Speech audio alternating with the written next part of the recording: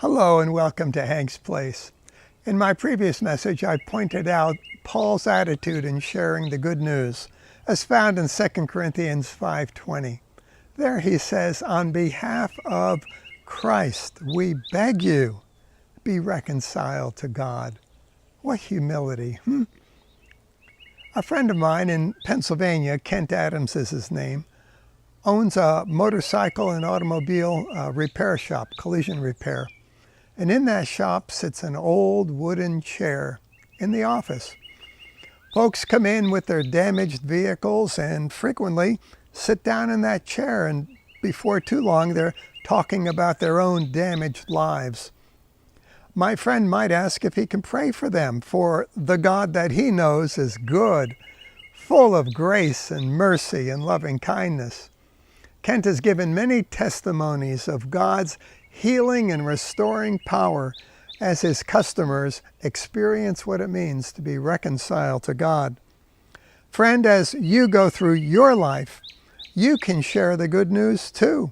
You don't have to travel away to a faraway land. They may even come to your door, as in Kent's case. Now here's more good news. It's 2 Corinthians 5:21, the next verse. We find, for our sake, he, God, made him, Jesus, be sin, who knew no sin, so that in him, Jesus, we might become the righteousness of God. The Message Bible says it this way: become friends with God. He's already a friend with you. How, you ask? In Christ. God put the wrong on him who never did anything wrong, so we could be put right with God. Oh, dear friend, this is so powerful.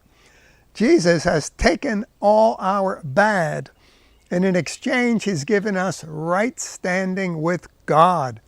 His right standing, not something second rate, but the best, his own right standing. Dear friend, that means we are always in the right with God, always on God's good side, always.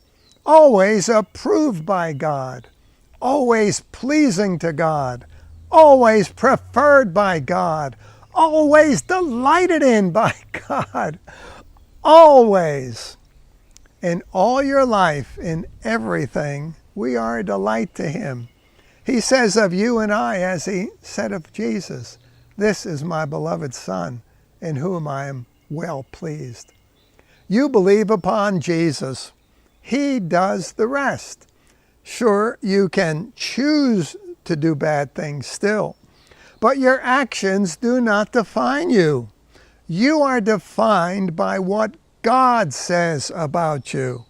And he says you are the righteousness of God in Christ Jesus. Believe it. Walk in it as someone who has come alive.